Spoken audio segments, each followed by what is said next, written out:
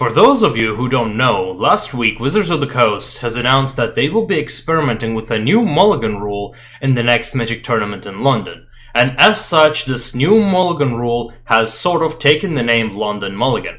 And I'm assuming that all of our viewers know the current Magic Mulligan rule, which is you shuffle your hand and draw one less card and get to scry one.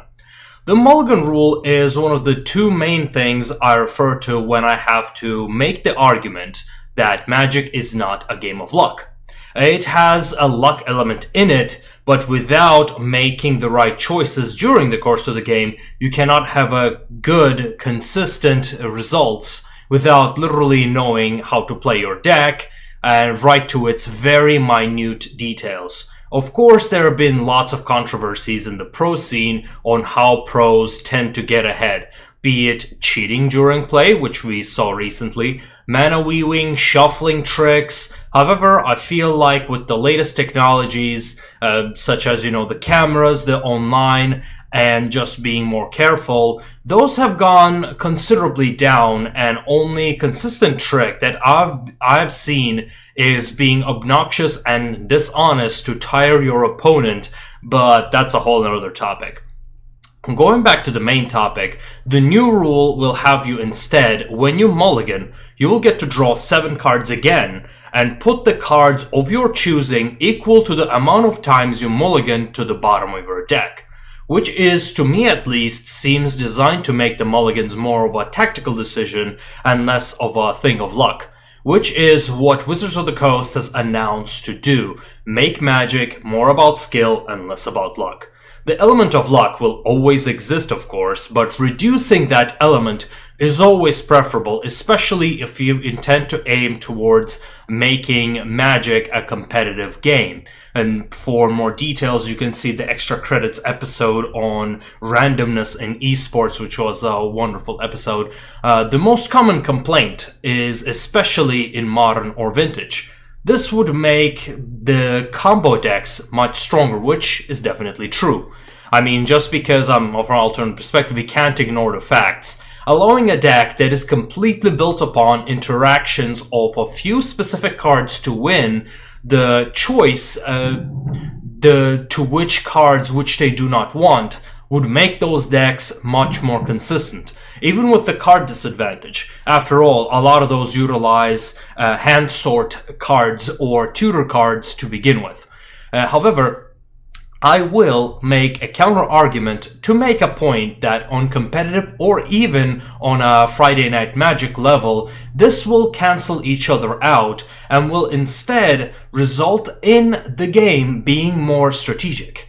Now, to call a mulligan is already a huge strategic and mathematical decision to begin with, but this will also add a few variables into the mix, which in turn will remove the variables of randomness and turn them into a choice, which is, I assume, what everyone wants. After all, if we wanted a game of pure chance, we could just flip a coin.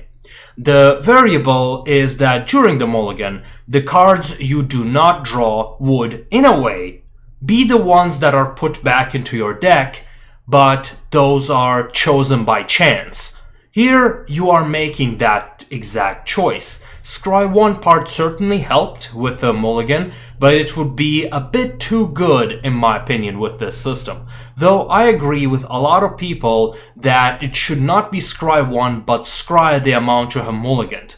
But I'm sure the older players have already beaten that horse to death and back. So that still does not change the fact that the combo decks will get a chance to get their pieces of their engine into their hand. I think we can all agree to that. But let's not forget that is only one part of the match, and the other one is namely the opponent. Let's say you're playing against a combo deck and your opponent has mulliganed. Now, combo decks are very dangerous in Game 1 because you usually do not know what deck your opponent is playing, usually until turn 2 or so. You do not know what to keep in your hands during the start of the first game. The combo decks, in this example, always have an advantage in that regard. And yes, this new rule would skew the results more in combo decks' favor. at least in game 1. However, in the subsequent games, you will know what deck you're playing against, and you will add counters to his engine pieces. If an engine piece is a creature, you board in more removal, and make sure you have one in your starting hand. Combined with my previous point, while yes, your opponent can choose the engine pieces in their starting hand, you can also choose the removal pieces in your starting hand. And any good deck should have things to respond to these major archetypes. Even as aggro, your response against a combo might be to burn or a creature effect that stops the issue from arising to begin with, or even a twist with something like Thief of Sanity.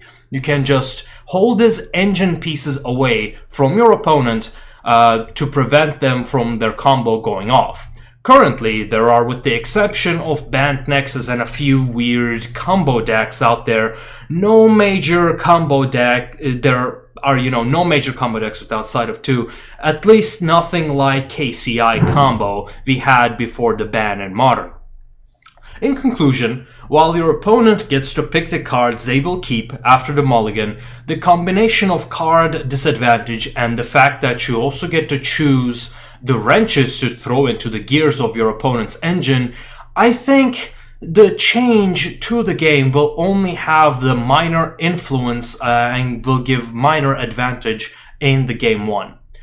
Do you agree, or am I completely out of my mind? Let us know in the comments, and I'll be very happy to hear your thoughts and arguments for or against the London Mulligan, and we will see you next time.